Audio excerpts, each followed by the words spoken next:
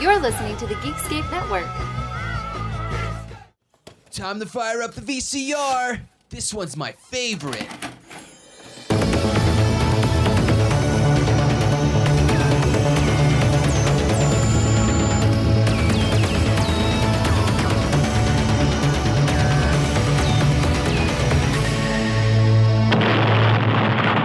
That was gold. Welcome to Analog Jones and the Temple of Film. I'm Steve. I'm Matt. We're a VHS podcast that looks at the box art trailers behind the scenes. And this week, Brad is back. Hey guys, you thought you could get away. We tortured you through the first Rambo. What made you return for, this mystery? We don't know what we're watching, but it is the second one in the Rambo franchise. What made you return? Well, it is a world-class English mystery, but it is also the greatest cartoon movie, the cartoon violence besides like Predator that I've ever seen in my entire life. So we have got to review this movie. It shaped me. Let's solve this mystery. Matt, what did we watch?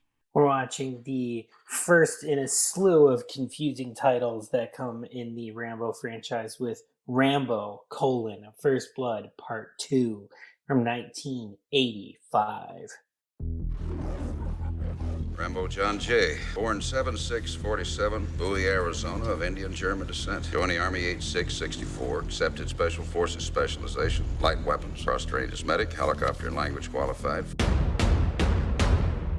59 confirmed kills, 2 Silver Stars, 4 Bronze, 4 Purple Hearts, Distinguished Service Cross, and Medal of Honor. Now, if there's any of our men at this POW target camp, you're to confirm their presence by taking photographs. Under no circumstances are you to engage the enemy. Think you'll find someone? POWs? Doubtful. Did not expect a woman.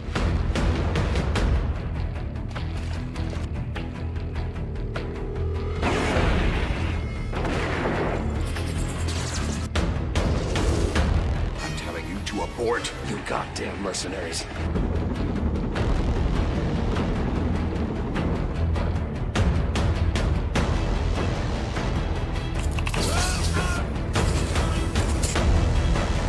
You know what the hell you've done? That's enough! Murdock, I'm coming to get you.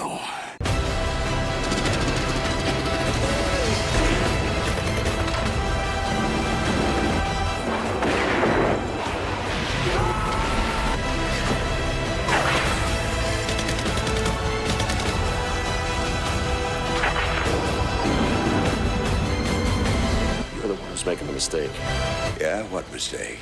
Rambo.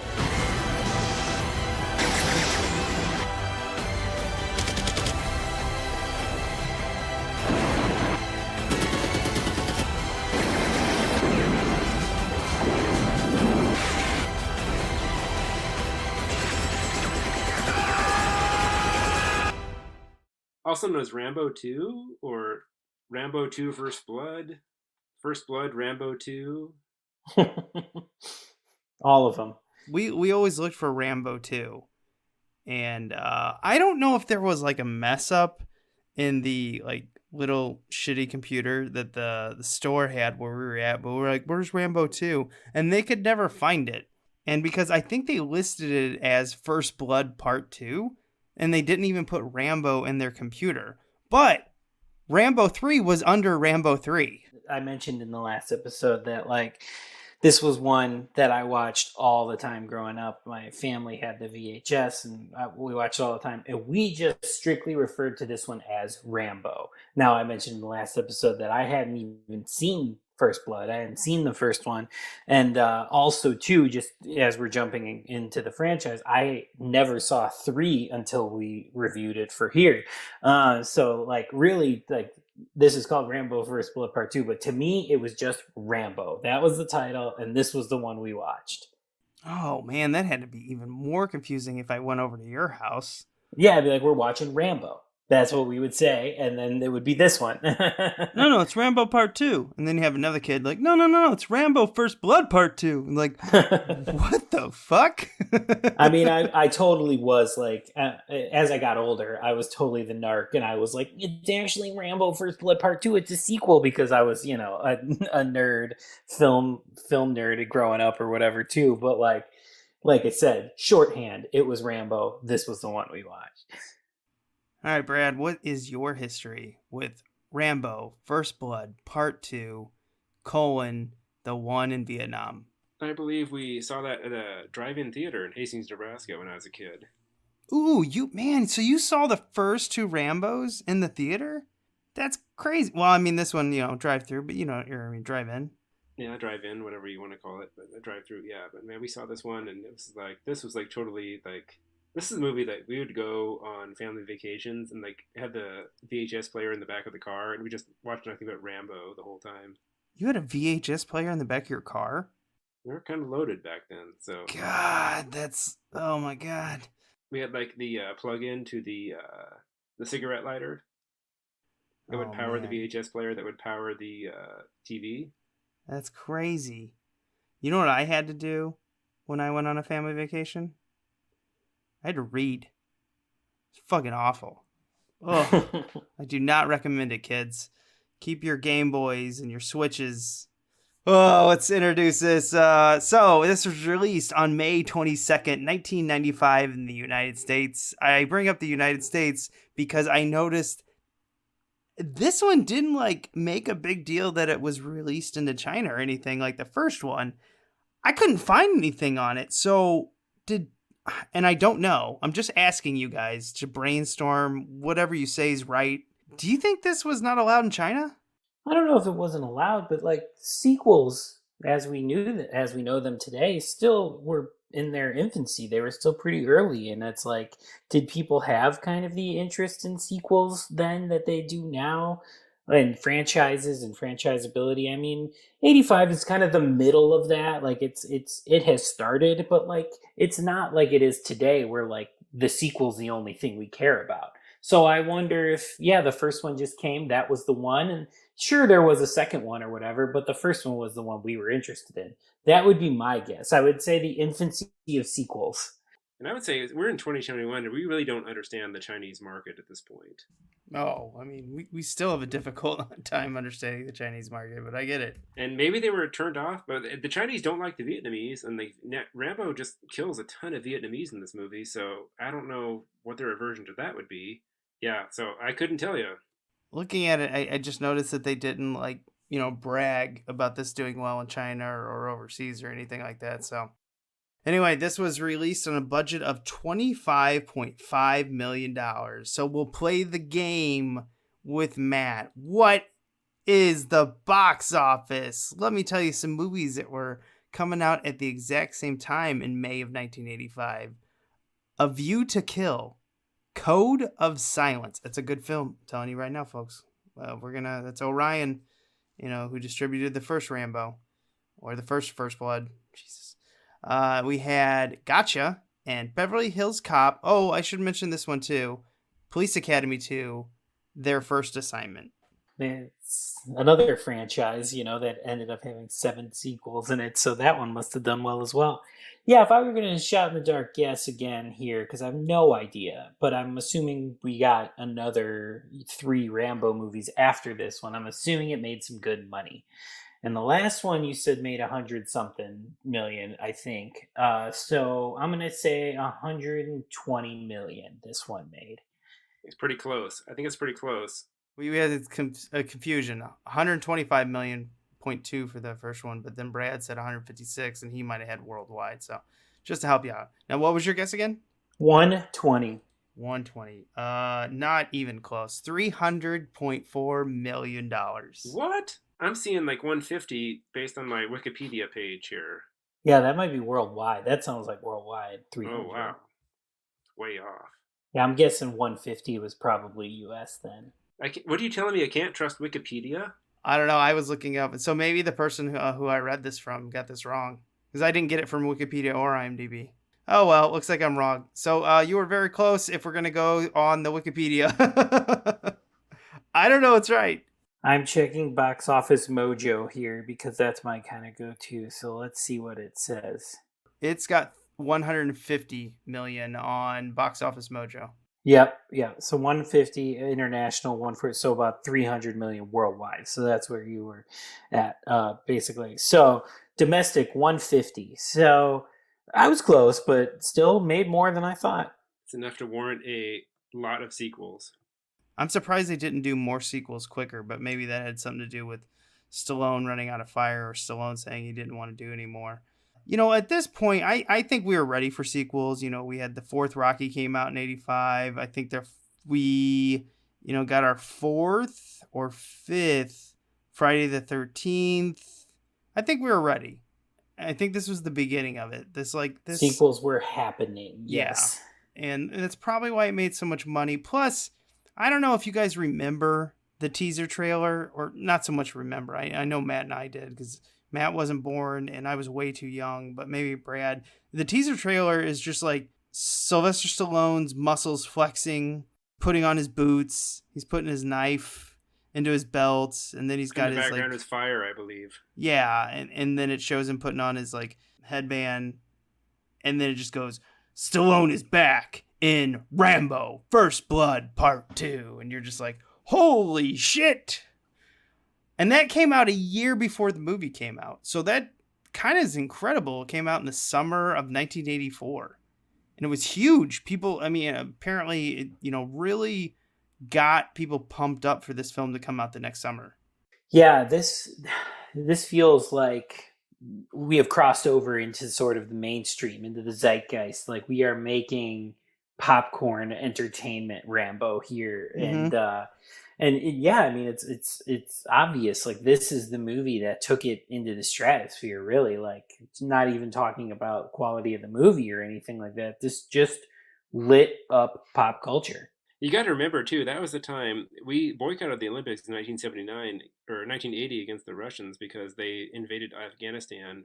And the 1984 Olympics, basically, it was held in L.A., and all the Soviet bloc countries boycotted. So it was just a landslide amount of gold medals for the United States and our allies. And you were basically playing this to a pro-American crowd who wanted to see a pro-American movie. To me, the start of the uber patriotism, the flag humping patriotism, in a lot of ways. Yeah, we did talk about how in the last movie and stuff, this movie, is like you've got an American coming and shooting up a bunch of Russians and stuff, and it is sort of like carnage porn, but like it is also still questioning America's sort of reason for the war machine and everything like that. So it isn't full on Reagan era, like Americana of America's the best, no one's better. And that's the end of the story. We're still questioning things with this Rambo. We're still like, hey, we love America, but America doesn't love us back type thing is what this movie is saying still. So there is still a little bit of that. It isn't as full on hoorah America as some of the other, maybe like the canon movies of this time. I mean, it did spawn off a ton of John Rambo ripoff films. Two of the biggest ones I can think about is Missing in Action, all the Chuck Norris movies, and then Deadly Prey that came out. Now, Deadly Prey came out 2 years after this one, but I mean, that's the perfect timing for these ripoffs. I mean, people couldn't get enough Rambo, and these smaller companies knew it. I mean, Canon jumped in it right away. And Canon, in fact, released their Mission in Action, which was actually Mission in Action 2. We talk about that in one of our first episodes, which is actually Mission in Action. No, did we do Missing in Action 3? Yeah, we did. Similarly to this title, Braddock, Missing in Action 3. Yeah, that's right.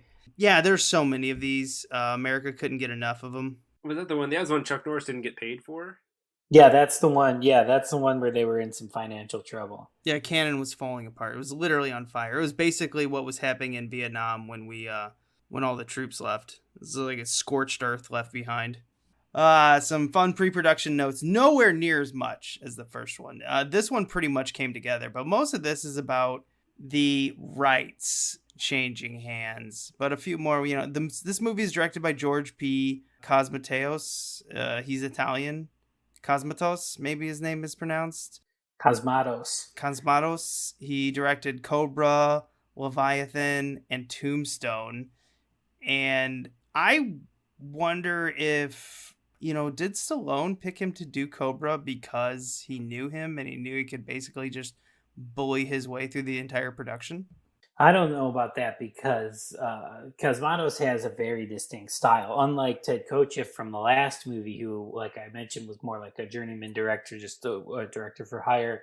Cosmatos has a vision. And I think you could tell his movies. You could tell, like, the stamp that's on this and Cobra and Tombstone. He does action movies very well. And I think that's maybe why he was chosen for this, was just that sort of visual flair and his knack for pacing and things like that, because this movie just is rips and roars. And I think that this time it is fine. It's coming from the director. The reason I brought that up is because Tombstone, he's known as a ghost director for Kurt Russell. Now, is that true? I don't know. I haven't researched it. Val Kilmer brought it up in his Val movie that just came out for Amazon briefly. He mostly talked about, himself in the movie, which is, the whole point of the Val movie there. But he talked about how people have called that a Kurt Russell directed film. And that's the only reason I brought it up. Really, that's all that was brought up in that movie. And I don't know, but I've read that. Yeah, I don't know. It'd be interesting to sort of take apart his career, but like I said, he's got action down, and he has the clout and the filmography for it. So again, and all of it too could have come from this movie too, because like this like you were saying with all the knockoffs and stuff, this movie kind of changed the game for action movies. Yeah, and this director is definitely known for his absurd cuts. They didn't really talk about it much in the behind the scenes in this one, but his original cut came in at like 2.5 hours, which, I mean, there's a lot of directors who do that, but Leviathan also had a legendary, ridiculous runtime, and same thing with Tombstone. So all these movies, what I'm saying is this director, same thing with Cobra, this director should have nothing to do with editing. He might be fantastic at visuals, but just don't edit.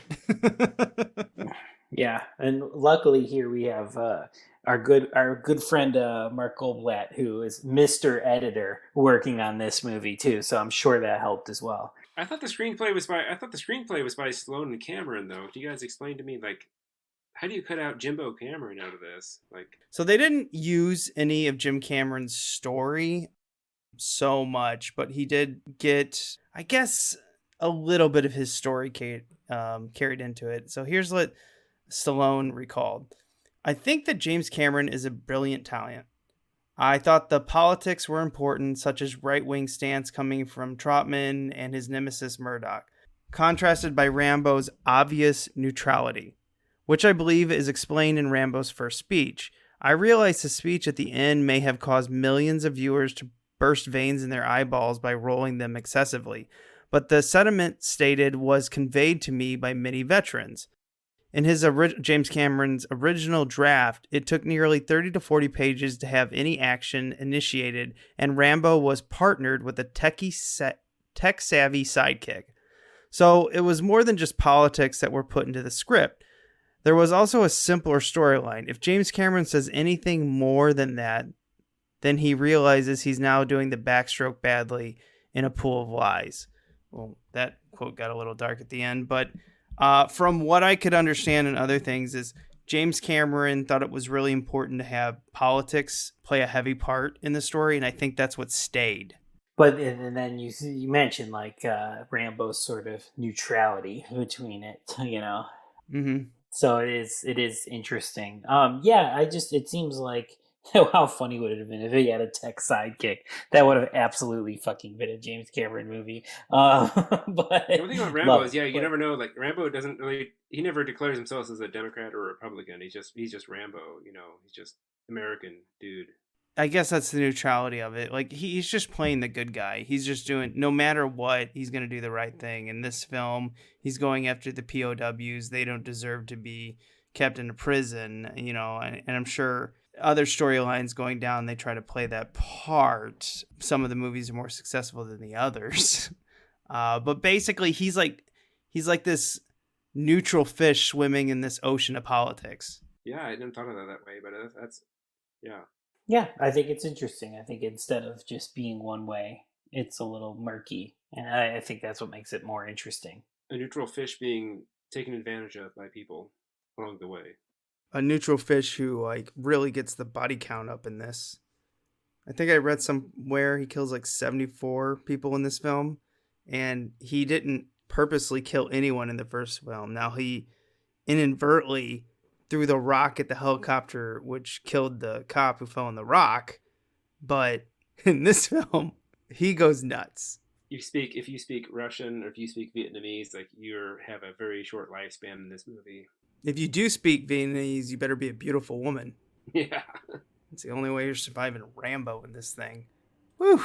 So here's another one. This is my last note on the pre-production here. Producers wanted John Travolta. Now this connects to James Cameron's story. James Cameron wanted a techie sidekick. The producers wanted John Travolta to be the techie sidekick, and Stallone vetoed that idea. No way is Stallone going to share the screen with John Travolta in 1985. That shit's not happening.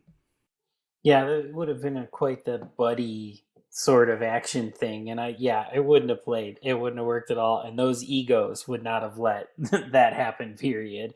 Maybe if Cameron were directing or something like that, he could have maybe wrangled something like that. But when Stallone's in charge here like this, no way. Too much machismo to be sharing the screen with somebody else of that star caliber at the time. No, yeah, exactly. And I'm thinking back to my like childhood days. This is like we're talking Rambo, 1985. We're talking Predator in 1987. We're talking Terminator. We're talking Terminator 2. I mean, this is just like the wheelhouse of like what raised me as a child here. And Top Gun, 1986. By the way, come on. And you can listen to Brad and I talk about Top Gun and Iron Eagle 1. Just go back the fast. I don't know what number. Just search it. So I guess a Top Gun sequel's coming out at some point. But... Eventually. One day. Maybe. I don't know. Maybe this year. Question marks all over the question place. Mark. Maybe coming soon to a Paramount Plus near you, probably more likely. Yeah, I mean, there's larger gap between the end of the Korean War than between Top Gun than there was between Top Gun and like the current and today now. So you want to talk about this box? Yeah, I do. This is the one that has the HBO video that I know about because you mentioned that HBO video came out with the first and second. This is the black. You're talking about the black box? I've got a beautiful clamshell here of Rambo 2. It's not the full Disney clamshell, but it's the kind of mini, nice, handheld box. So it's a little smaller. It's white, actually. But yes, it is the Thorn EMI HBO video, and it is quite a sight to behold. I'm just going to get into it here. Here's our tagline at the top. Rambo mania is spreading faster than the firestorm set by the hero's explosive warheads. Time magazine. What a mouthful. And then we get Sylvester Stallone's name. We get him with a rocket launcher or something like that. It's kind of, the tip is kind of cut off. And he's all ripped and jacked, and he's got scars, and he's got paint on him. He's got the, of course, headband and that iconic haircut here. And then down at the bottom, it says Rambo First Blood Part 2. And we have a little like painted animated image of him with the bow and arrow, the exploding bow and arrow thing right next to the title here. And then all set behind him is just flames. It's wonderful. And it bleeds over to the side here too. Because it's a clamshell, the fire still continues off on the side where it has like the Thorny My HBO logo as well. Flipping it over to the back. Here's our little description, which is kind of underneath our credit block.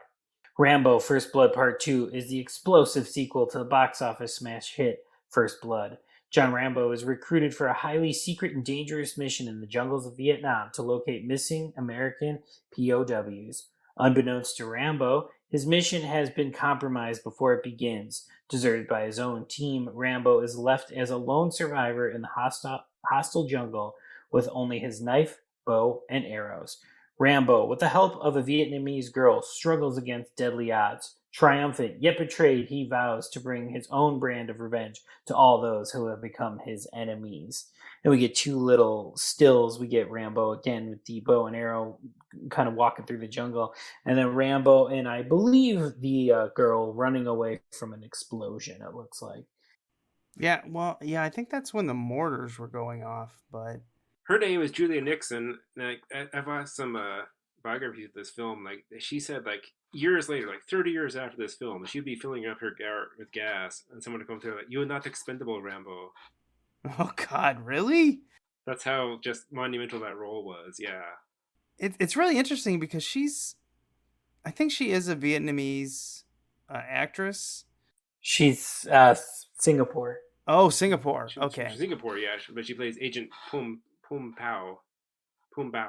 Now she clearly spoke better English, I think, than her character. Oh yeah, she is doing like a voice. Yeah, she's doing like an accent, I guess you would say, but that is not her. I think. Well, we've seen her. We've talked at length about her in Amityville, New Generation, but we've seen her before, and yeah, she doesn't actually talk like this. No, that's what I was trying to get to. She's like, I wonder if it was so young in her career she didn't fight back, but part of me would think like, there's a lot of people in, Singapore, say, or probably even Vietnam that like, we don't all sound like that, but I know what they're trying to do. They're trying to paint the story for the Western market, the people in Omaha or definitely Missouri. If it's a stereotype, yeah. If it's a stereotype, yeah, where it's like, you're not expendable, Rambo. This character went from a techie sidekick that John Travolta might have played to a sidekick that was going to die to a female Vietnamese sidekick who then dies again because apparently they thought about keeping the sidekick, probably to sell toys and stuff like that. A love interest. Yeah, also a little bit of a love interest, yeah. I think Stallone added the final product of her character. It was the one bit of romance, and then like she gets killed, and like all of a sudden he just goes and like explodes the guy with the arrow. Yeah, well, Stallone's always looking for an excuse to go off in his films, so I imagine he would be like, okay, great, she's a sidekick, Vietnamese lady, pretty hot, got that stereotypical voice. I need one more thing. I got it. What if she dies so I can go off and kill everyone at the end? Okay, I've sold myself on this. Put it in the script. Everyone just looks around like, okay, Stallone. I mean, and it works. I mean, it's a memorable character, and yeah, she also, like Richard Crenna, has some great lines, like the expendable line that people quote all the time. It literally led to another franchise that Stallone created. But, like, I mean, come on. She appears on screen and she's, like, breathtaking. She's, like, one of the most stunningly beautiful actresses ever when she shows up in this movie. So, I mean, good casting. She's party. Yeah. Yeah, I much prefer that over, like, John Travolta. Yuck. Well, I'm trying to think what kind of tech would he be savvy with in 1985? It's like those gigantic computers with all the green letters across the screen. Where it'd be pornography of some sort. I can promise you that. Either way, he would have taken that tech and he would have made it creepy because it's John Travolta. Yeah, yucky. All right. Before we pop this tape in, we want to remind you to go out there and rate and review us on iTunes or subscribe on YouTube. It helps quite a bit. We do a lot of work, so we need those reviews. Keep them up. Thanks. Please. Seriously, guys, just do it. All right. Let's pop this tape in. Matt, did we get any trailers? We did not, but I did want to point out that I thought this was pretty interesting, and I don't know what this is, probably a rights thing or whatever. So I watched some of this on my VHS and I watched some of this on my DVD, and I found it interesting that at the beginning of this movie, obviously other than the Thorn EMI video logo, by the way, there are no trailers, but we get the Thorn EMI HBO video logo, and then it leads to the Carloco logo, which we know is the C that follows through and whatever. We've seen it with Terminator and Total Recall and things like that. And then, but on the DVD, when you watch the DVD, it is the TriStar logo that comes up at the beginning of the movie before the movie starts, which is not at all on the VHS. So I thought that was interesting. And of course the DVD was like put out by Lionsgate, so that's not that's not the reason that the TriStar logo is there. Plus, it's the old 80s TriStar logo, the horse running and stuff like that. So I just thought it was interesting. Like, I don't know, maybe TriStar is who put it out in theaters or something, and then video was just Carloco, and that's maybe why. And then when they made the DVD, they just put the theatrical logo on it. But I just thought it was interesting, and how we were talking about in the last episode, how these franchise was kind of tossed around from company to company, that really with this movie, I mean, there's 3 different companies logos that depending on what your format you're watching it on, you're going to see at the beginning of the movie. I enjoyed the nostalgia of all those logos, really. Oh yeah, the Trimark one especially. But I mean, for me personally, is always the Orion. And when I saw that Orion wasn't on this, after reading and doing all the research that I did on the script changing and everything and the film rights, I'm like, how did Orion let this go? And then I looked up that they sold the international rights to, this, and then ended up selling the actual film rights to TriStar to distribute. And I just don't understand, because I couldn't figure out, I was like, why would you do that? Did they think this film would, did they think like a sequel wasn't going to make any money? Did they just do it because they didn't believe in it? I don't know. Could they not afford what sort of they had in mind for the sequel at the time? Who knows? Like, what was it? Sequel uncertainty still, like we were talking about at the beginning? Who knows? But I just think it's so weird how this, like I said, this franchise just gets tossed around, and it's an everlasting franchise. We just had an installment come out a couple of years ago, but for regardless, they're still like, doesn't even matter who is owning this. It's somebody different every single time. Yeah, but Carloco's stuck with this. Now, I don't know if they stick around for the third one. We'll have to find out later when we watch it, but I'm fascinated. I'm fascinated that why the hell would Orion get rid of this? And I couldn't really find a reason why. Oh, well, it's a mystery. Oh, well. Okay, let's get into the feature presentation here. And now, our feature presentation. So here you go. 3 years after the events in Hope, Washington, former U.S. Army Green Beret John Rambo receives a visit from his former mission commander and old friend, Colonel Sam Trautman. While serving 5 years of hard labor, Rambo is offered a mission to knock time off of his sentence to help the U.S. government on a solo infiltration mission to confirm reports of a small group of POWs left in enemy custody in Vietnam. Destroying the town, doing all the stuff that he does. Do we think Rambo just gets 5 years of hard labor?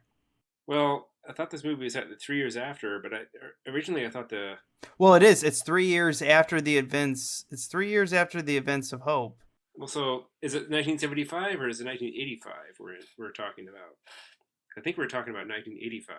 He says in the movie it's 1985. Yeah. So the events happened in 1982 in Hope, Washington. He's serving a 5-year sentence that would be carried through 1987, but 3 years after the incident, okay, 1985. So my timeline is reset. Okay, we're on here. Well, here's what I looked at this 2 ways. I was like, 5 years for all the destruction he did. Maybe, a judge would go easy on him because of the Medal of Honor and stuff like that. But he's 3 years into his sentence of 5 years. How much are you cutting off his sentence where he would go, and put himself in, the line of fire and stuff like that? I was wondering, I was like, maybe they should have just waited 2 years, like if there's 3 years left on his sentence. And then I'm thinking, well, maybe because he heard POWs, he's going to do whatever he can to help the prisoners of war. Or maybe Trautman wanted to get another promotion, so that's why he came and grabbed his boy. So that's how that kind of works. Why don't you say he's serving 10 years and he's 3 years into it? Then 7 years left on your sentence, you probably would do it. I have no idea. I think that a lot of this too has to do with like Trautman's pull in his, in his position. He's probably been able to get Rambo a shorter sentence. He's able to pull him out, which like I don't think anybody else would be able to do. So like I think it's all tied to his just sort of pull in his ranking. Yeah, and he is cut in this, pounding those rocks. Yeah, he's just jacked right now. This is peak Stallone right here. Yeah, this is the Rambo 2, Rocky 4 Stallone, where he is just, I mean, he's so in shape that he actually passes out. I think he passed out in Rocky IV from having such little body fat. And he probably did the same thing in this one. But luckily, they were smart enough not to let him do all of his own stunts. Good decision, guys. Jesus.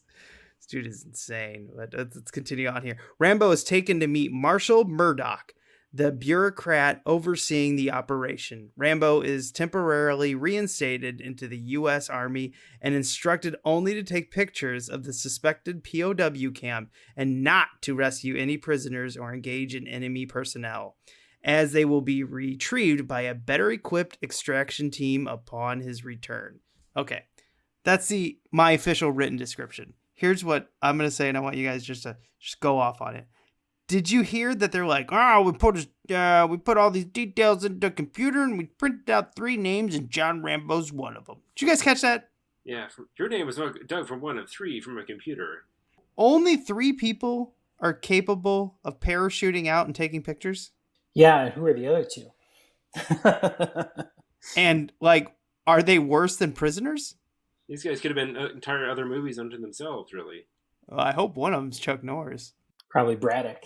Yeah. But they couldn't use him because he was missing in action. 3 times. Yeah. Well, maybe it was like a way to, set your... Basically, we don't trust computers in this movie, so... Oh, I love how this movie's trying to set up that they're so, like, heavy tech. They're like, we're going to be able to keep you safe with all of our technology, God, I can't believe I watched this movie so many times. I didn't realize this is also a revenge movie against tech. Against big tech. Maybe. I mean, blows up a lot of before computers. Before big tech even existed. My thing is like, how is this tech going to actually protect him? Like, they don't actually sell it. No, it's just a bunch of dudes smoking cigarettes, like watching like things go bleep bloop, bleep bloop. Yeah, and like all the little bitty printers are printing out shit all the time. They're like, "What's on those?" And it's just like probably drawings from the guys. Oh, don't look! Important information. Yeah, a bunch of guys drawing boobs on stuff. During the insurrection, Rambo's parachute becomes tangled and breaks, causing him to lose his guns and most of his equipment. But luckily, he is left with his knife, his bow, and his arrows. Now, Brad, you ever jumped out of a plane? Well, do you notice the pilot of that plane was Ericson from Karate Kid? Yes. And he was in VFW too, also. Remember? Just awesome. Just a great performer. He pops up in a lot of 80s films that I completely forget about. Like this one. I forgot he was in it. He doesn't do much in this film, which is disappointing. Yeah, he's like the and in the credits. So not to say that it's like today or whatever, where, the and usually gets paid the most or whatever, because I'm sure that wasn't the case with Stallone. But like I don't know if he was beginning to be a name because this was the same year as Karate Kid or what. But yeah, Martin Kove, he is the and in it. I don't know. When I saw Martin Kove, I thought he was definitely going to get into a fight with Rambo or someone. And really, I think he just gets punched by Rambo and then it's over. Yeah, that's kind of all he does in the movie. And to answer your earlier question, no, I never jumped out of an airplane, so... Okay. I didn't know if you had any airborne experience, but if your chute gets caught like this, I imagine your body would slam against the side of the airplane over and over and you'd be dead. Yeah, I would assume the physics would probably lead to that outcome, yeah. Now, here's my second one question. Let's say he doesn't die, and he hasn't slammed against the plane several times. Shouldn't the guy who's right outside the door just cut his strap? Yeah. Yeah, he's like just trying to pull it off. It doesn't seem like he's like actually making a move to cut it off or anything like that. He doesn't do it. He literally does nothing because he couldn't, Yeah, since you're moving 400 miles an hour, you'd figure like the tension there would make it so that no matter how strong you are, you could not pull that off from that position that it's in. But yeah, he's just like, I can't get it off. So if these are specialists in dropping troops in to enemy lines, they don't have a fucking knife. They've never experienced this where it gets caught. That was the one thing where I'm like, well, this seems a little stupid. But then when he cuts all of his equipment, loses his camera, it cracks me up that, like, just luckily enough, he's still got his knife. I understand that. That's on his body. But when he still has his bow and arrow and explosive tip arrows, that just made me crack up. Yeah. And then plus they were going like 400 miles. They were going like 400 miles an hour. So he'd have been like off course by how many miles would that be? Oh, I don't know, because he was caught up there for at least 5 minutes of screen time. In the jungle, you're trying to like track through the jungle too. You can't you can't sprint through the jungle. I mean, maybe 2 miles an hour you can make your best time. So, Well, then he just meets his contact immediately. He's just like, oh, hey, how's it going? right on time. How's it going, Ko? Hi, I made it, found it. He meets his assigned contact, a young Vietnamese intelligence agent named Ko Boa? Is that her last name? Po Bao? Bao? I don't know. I just know her as Ko, who arranges for a local band of river pirates to take them upriver. I love these river pirates. You knew right away, well, these guys can't be trusted. I'm just hammered all the time. And then when they show him the rocket launcher, and I go, well, that's coming back.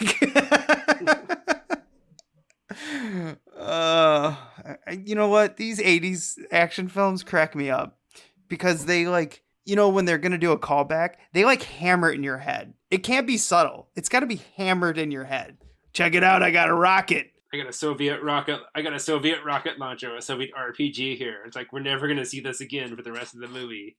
Remember, Russian. I got these from the Russians. Oh, okay. So those aren't going to be used against the Russians at any point. Okay, let's see. Rambo reaches the camp and spots a POW tied to a cross-shaped post and rescues him against orders. During his escape, the river pirates turn against Rambo and Ko. Damn it.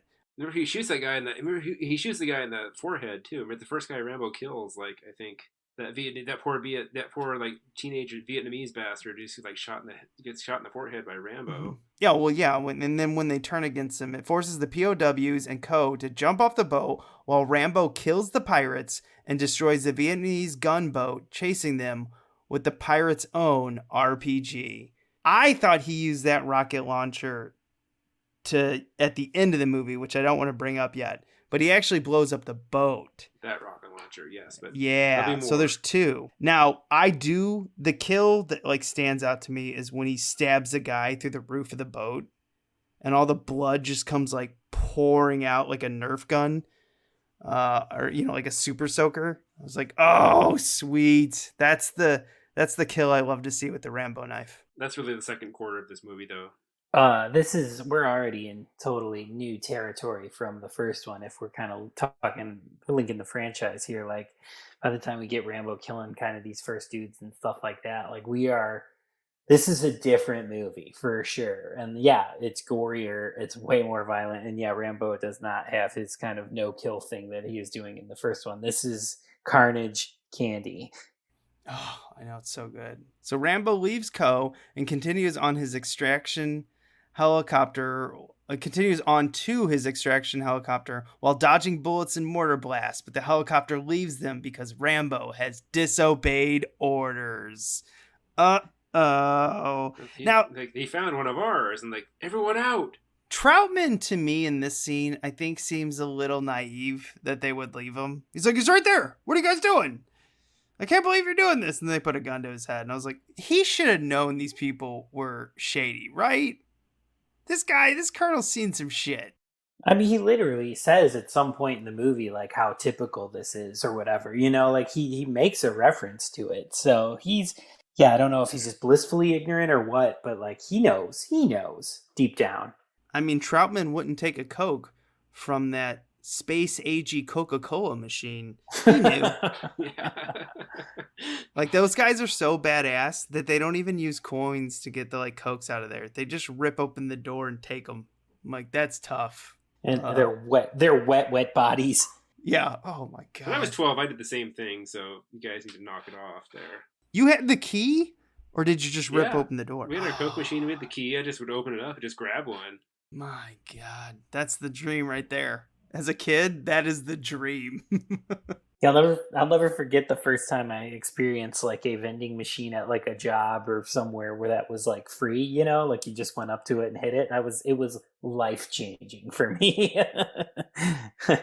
Oh, it is. It's power. Yeah, it was well, I want to get them all now. Did that make me a fascist? I don't know if it made you a fascist, but it just made you an overlord. I mean, you had the key. You could do it. You were the king. The king of Coke. Oh, wait, that's Joel Silver. That's Joel Silver. Not that guy. Anyway, so Kove watches as Rambo and the POWs are recaptured and returned to the camp.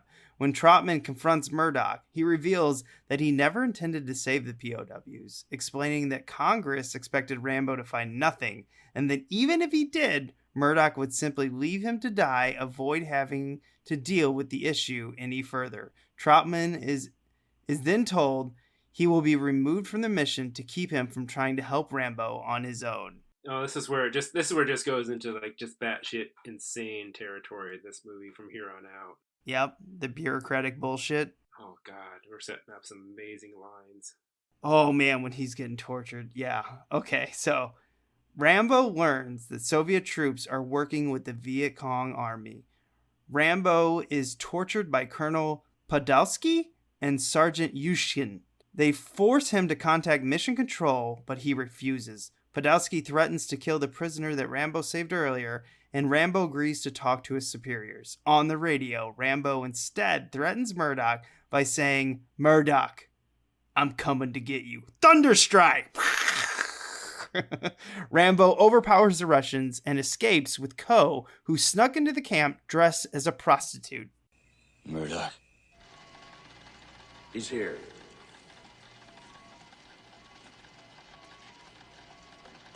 Rambo, this is Murdock. We're glad you're alive. Where are you? Give us your position and we'll come to pick you up.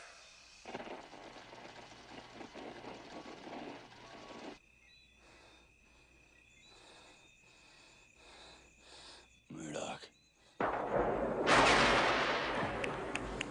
I'm coming to get you.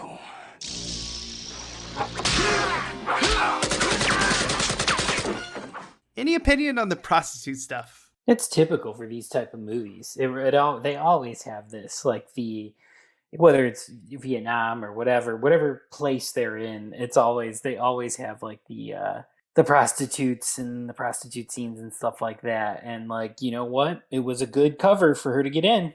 Yeah, I didn't live over there. I wasn't over there, but I assume that's a common trope for what people would be expecting. Yeah, my only comment is the Conan. When she came in with all the makeup and everything like that, and I'm like, oh, that's why she's in this film. I mean, she's a good actress too, but I was just like, okay, all right, I get it. She's a knockout. Yeah, I mean, like, I would almost, like, if I were those guards, I wouldn't believe that she was. I'd be like, no, you look too good. You have all your teeth. I'm skeptical. And, she gets the whole machine gun and gets him out. And what's really weird is, you have this touching moment where she wants to go to the United States with Rambo, and John's like, yeah, I'll take you. This movie's that taught me all my romantic skills right there. You hurt bad.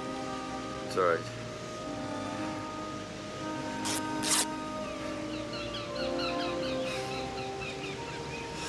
Listen, what you did back there, I won't forget it. Thanks. What do you do now? Try getting across to Thailand? Yeah. Then go America? Yeah.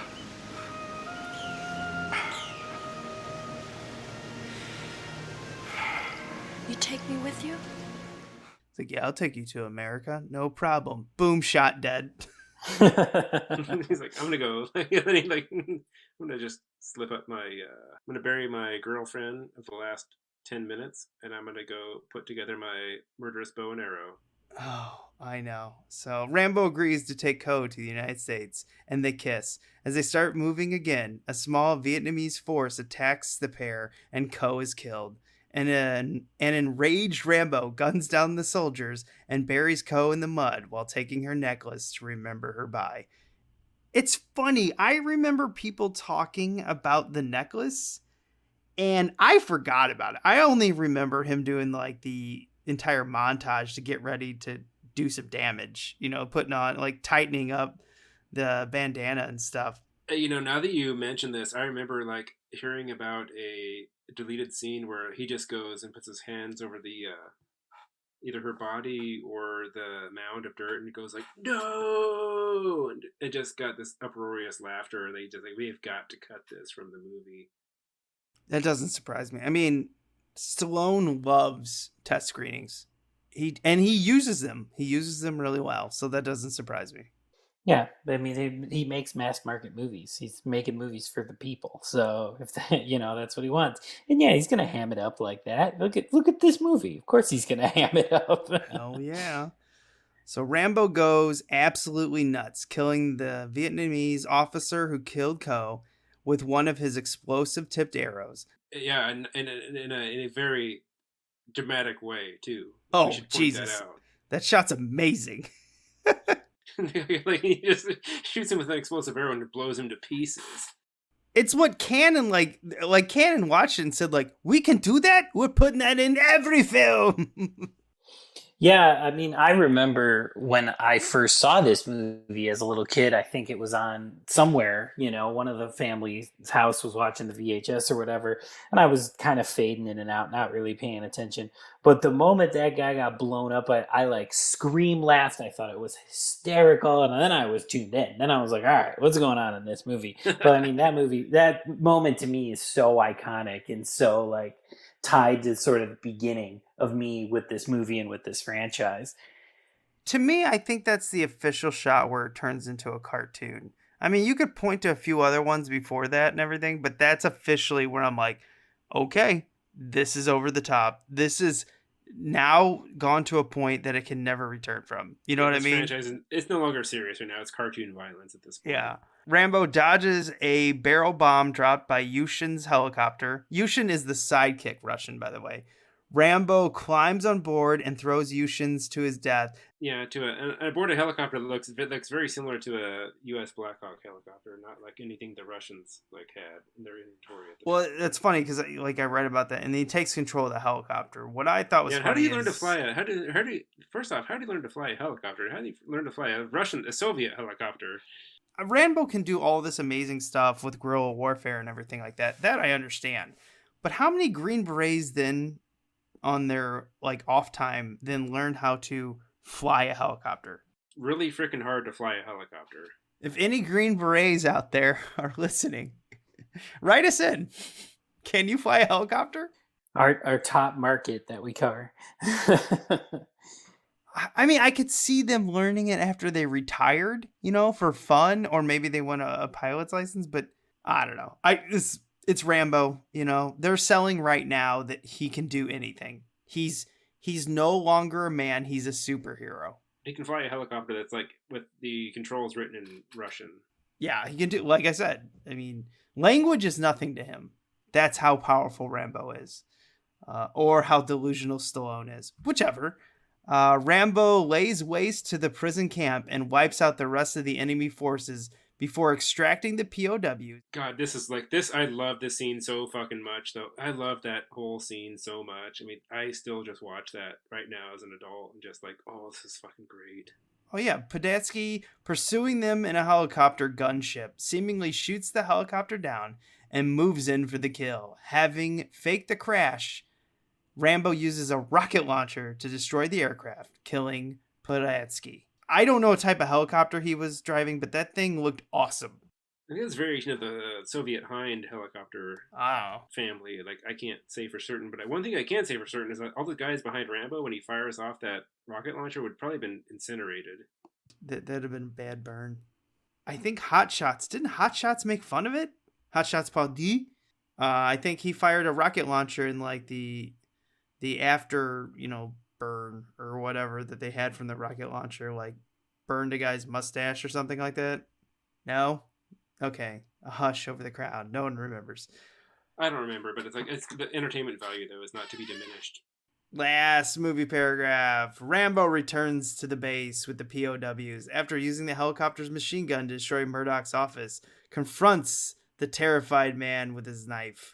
Demanding that Murdock rescue the remaining POWs, Trautman tries to convince Rambo to return home now that he has been pardoned. When Rambo refuses, Trautman asks what he wants. An angry Rambo responds that he only wants his country to love its soldiers as much as its soldiers love it.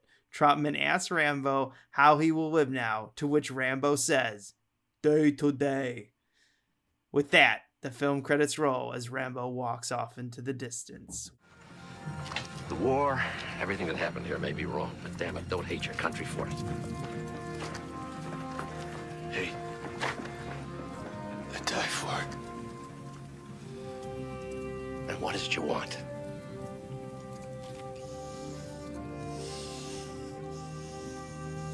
I want what they want. And every other guy who came over here and spilt his guts and gave everything he had once for our country to love us as much as we love it. That's what I want.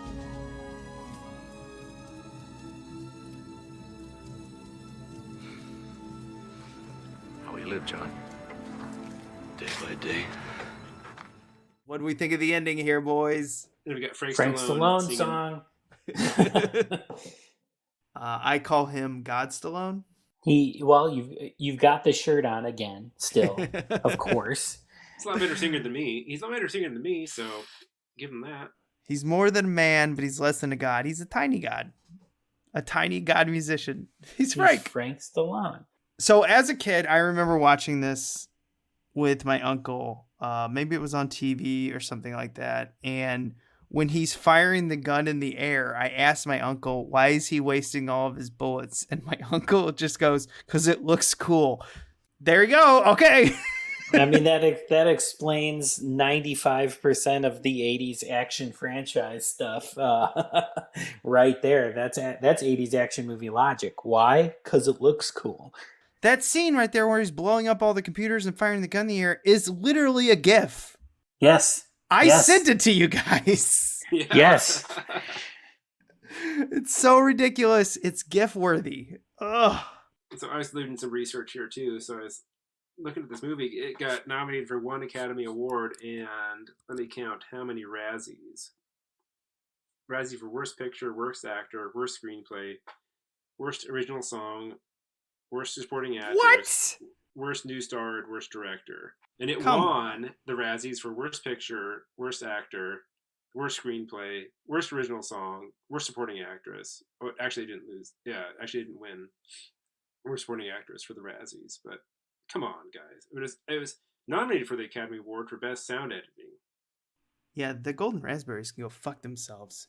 No one talks shit about Frank Stallone. Well, I think they got it fucking wrong here, because I was looking at what actually won that year, which was like this movie. You guys ever heard of a movie Out of Africa? I mean, I've heard of it and I've never seen it, and I have no Yeah, interest. I know what it is, but I've never seen it. Imagine I'm renting a movie today, like if we had rental movies, and it's like, what are we going to watch today? Rambo 2 or Out of fucking Africa? Does anyone watch Out of Africa nowadays? The Oscars and anything kind of awards baity and stuff like that, they're not plugged into sort of pop culture or what, people are actually interested in watching. They're interested in whatever is highfalutin and, what looks good on paper to nominate at that time. So, like, I think it's interesting, though, too, that, like, this was nominated for Razzies at the time and now has gone on to become sort of an iconic 80s action film.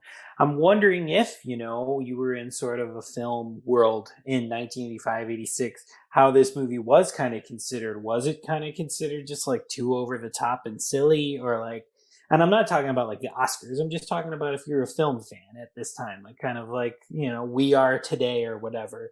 But if you're like a kind of a super film fan in 86, 85, like, are you thinking that this is too much, or are you immediately on board with it? I'm really curious, sort of how people our age at that time viewed this movie. Yeah, I think that's really interesting. Yeah, critics trashed this at the time because they're like, well, this is the apple's fallen far from the tree. Like the first one had a deep, insightful message about Vietnam veterans, and then this one they just said it was a cartoon. And I do get it because it was so jarring, but after time and you kind of look at this, you're like, yes, this is a cartoon, but it's also like the point of it, it's entertainment. And it does have a few, you know, dark tones in it and some interesting messages about the American war machine and stuff like that. But I think they missed the point. It's a cartoon in a way. Like half of it is just a cartoon, and it's fun, it's entertainment. But 33% on Rotten Tomatoes, come on.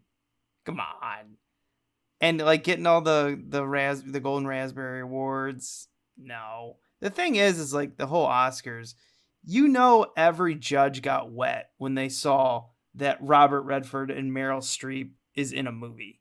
Like, it's like, come on. They live in a bubble. Yeah. And this is coming from a guy who used to like the Oscars a lot. They live in a bubble. They have no idea what the common person thinks. They're just, whatever. Do your thing. I don't really care anymore.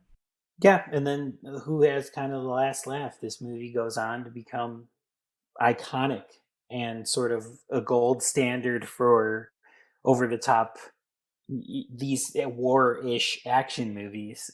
So go figure. You just never know. And you couldn't have, I guess, known in 85, 86, but now it's what everybody looks at for this type of movie. These critics and the Oscars and everything, they think people go to the cinema to be moved, to change their opinion or their vision on something.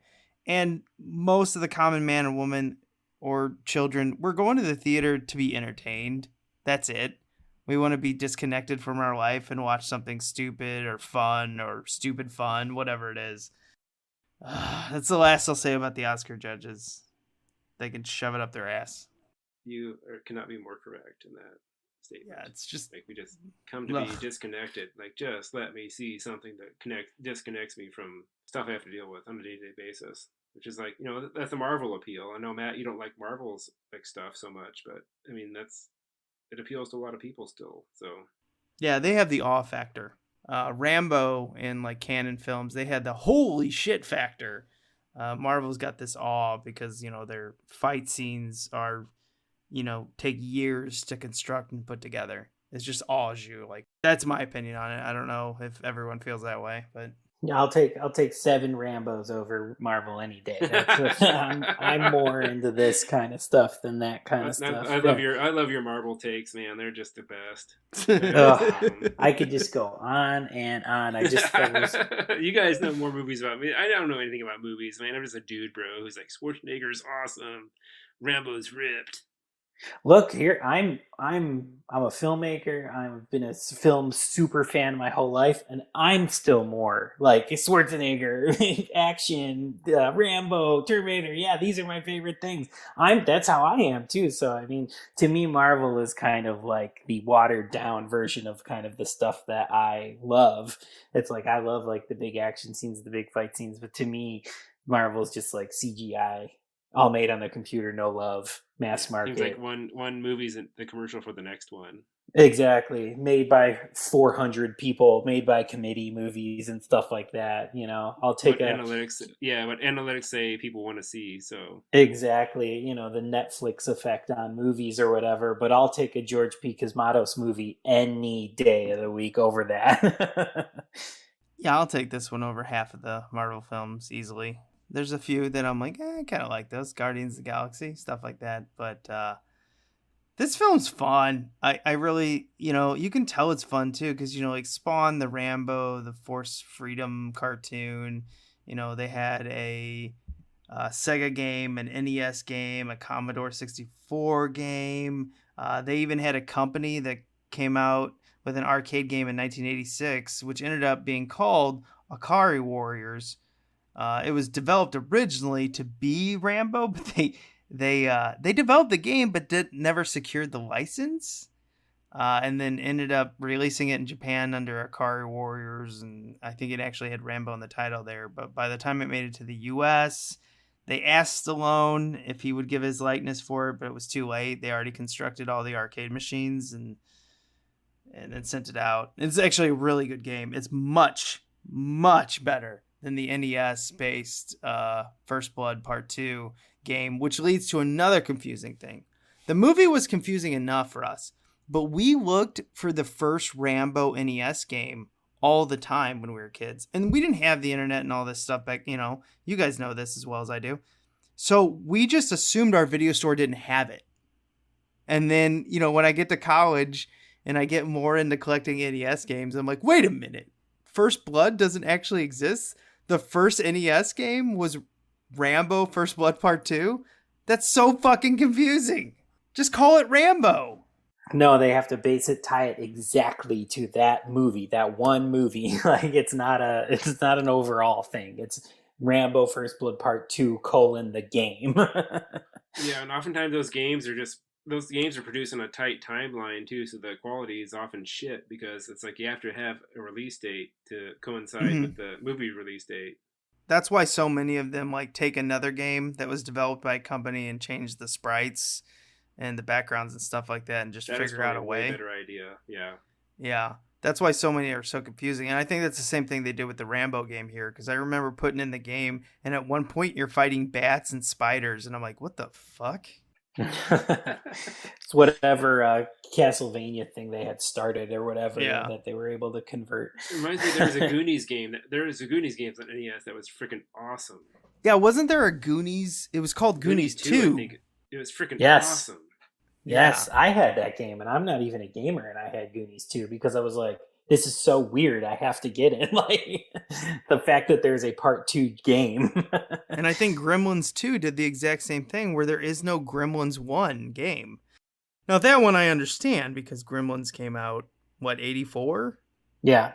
But why don't you just call it Gremlins? I know you want to tie it to the movie, but it's so confusing for us kids when you're going through you're going through the Yeah, it was the video store. And it maybe questioned my place in the world at that point. So, oh yeah, at that point in the world, the only thing that mattered to me was video games, comic books.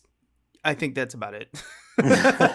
And movies. That's it. That's all that mattered. I mean, the sports that I would play with my brothers in the backyard kind of mattered, but to me, the other stuff was bigger. I had the '85 Bears and the Nebraska Cornhuskers back then, so it's like I had lots of sports teams to look up to.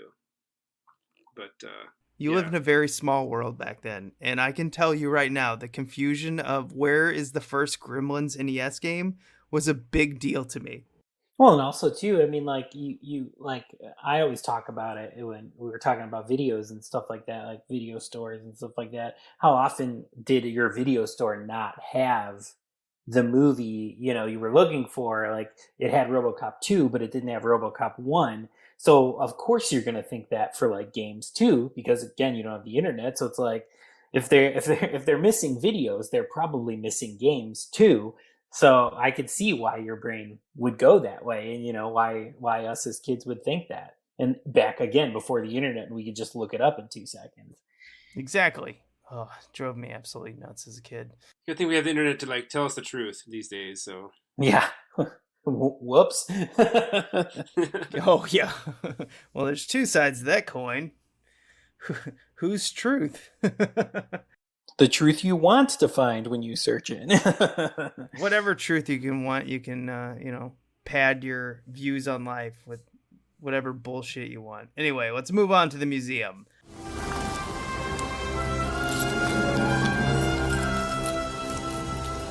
This is the second time I've had to reclaim my property from you. That belongs in a museum. So do you. This is the part of the show where we go out in the film jungle like Indy and bring something back. This is going to be the second installment in our Rambo wing of the museum. Brad, once again, you're the guest. What you got? So many one-liners, but I gotta say it's like, Murdock, I'm coming to get you. Don't forget that lightning strike.